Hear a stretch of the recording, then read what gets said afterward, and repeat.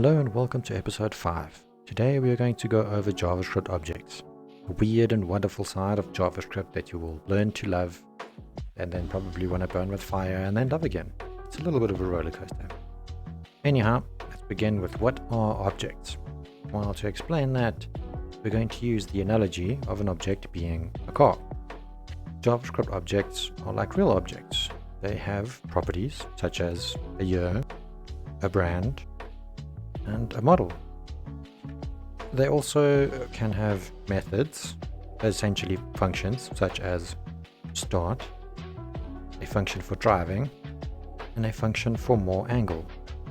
To continue with this analogy, it's much like in reality. All cars have the same properties, but they will differ, such as color. All cars have the same methods, however, they may be called at different times depending on the car. So let's create the car. First, let's say that the car equals listen. Well, no, that's just a variable. However, objects are just variables too. They can just store more complex values. So what would we need to do to create an object?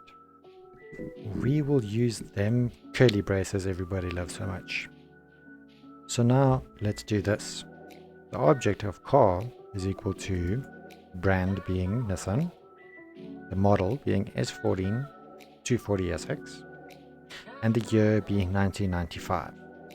You now have created a car object. But man, putting all those things on one line doesn't look particularly nice, and it's hard to read. No worry, JavaScript has you covered. JavaScript does not care about spaces, new lines, or anything of that kind. So first, let's clean this up a little. There we go, that's much easier to read. Now, we're going to start doing some actual coding. Finally. Anyhow, with the setup of VS Code and Live Server from the first video in the series, we're going to test out some of the things that we are talking about. Card is in the top right in case you missed that one.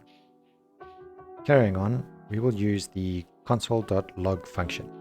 This is just going to write whatever we give it to the console. Now, we have created the car object. Now, how do we access the information in that object? Well, there are two methods to do so. One is the dot notation. So if we put down the car object, we can say dot brand. That's going to return the car brand. Let's have a look at that. And like magic, there it is, Nissan. Alternatively, you can use the square brackets method. In this case, we are going to put square brackets around brand, put it in parentheses, and remove the dot notation. This is essentially the same thing, and it's more a personal preference of how you would like to use this. Now, you may have noticed a few things with how the code was written for this object. First, brand is written without any double quotes, but Nissan is. That's because with objects, there are essentially two parts. One is the key, which is brand in this case, and the other one is the value, which is Nissan in this case. Now, as brand is the key, it is always assumed to be string. Thus, it doesn't need the double quotes. However, with the value, it can be a string, a boolean, an array, even another object. So you can see here with the property of year, 1995 does not have double quotes. That's because this is a number. So just to reiterate, the reason for this is that the key will always be set to a string. So adding the quotes is not needed. However, as the value can be a string, a number, a boolean, or even another object, it's important to use the correct syntax for the type. Secondly, you will see we are using the double dots instead of the normal equals assignment operator. That's because in object notation, we essentially replace the equals as the normal assignment operator with the double dots. Dope. Now let's add some methods. What uses a car if it does nothing? We can add a method that combines the brand and model. So we will just edit the object to include a method. Just some semantics about the difference between functions and methods. Functions are blocks of code that are called by name, or invoked if you will. A method is the same thing, however it's associated with an object, so it will implicitly be passed the object that was called. So in this case, if we add a function inside the car object, it's going to be a method, not a function. So let's do that. First, we will just add another property called met brand model. Met is just short for method.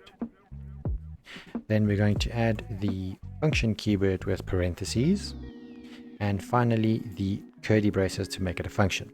Then we will say return this dot brand plus a space plus this dot model. Now, what is that? Why are we using this?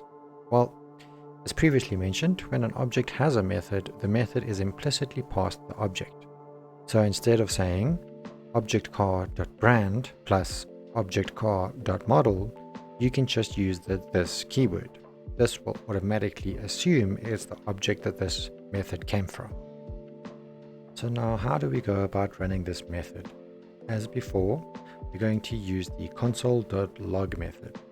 Then we will pass it in objcar.metBrandModel. Remember to add the parentheses here, as this is a method, not just a property. Save, and if we now go over to our console, huzzah! You have now created an object that ran a method and returned a value. Now you are a JavaScript magician. Now some notes on this keyword.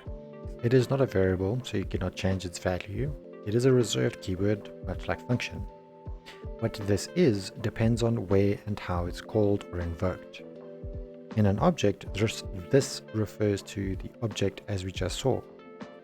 If you see this outside of an object or a function, it will refer to the global object. In this example, this .document.write will literally just write that string directly to the page.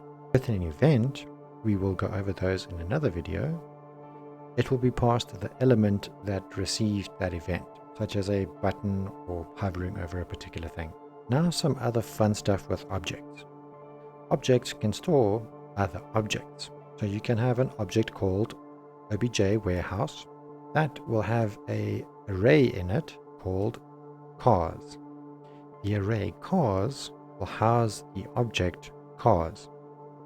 Those will store all the properties just like with the car object, neat and tidy like.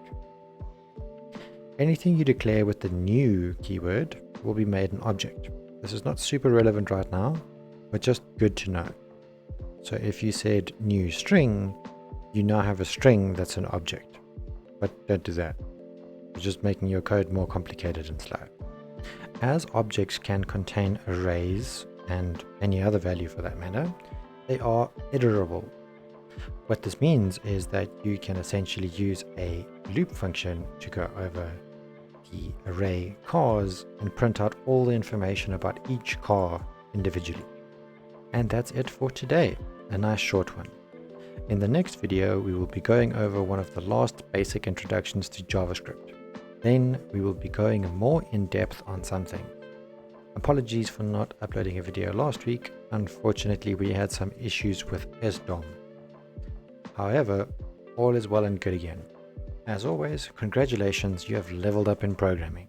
If you guys have any questions or would like tutorials on any specific language or topic, feel free to drop a comment down below. I may start another series where we just go over user-submitted questions. As always, thank you very much for all the support thus far, and have a great day.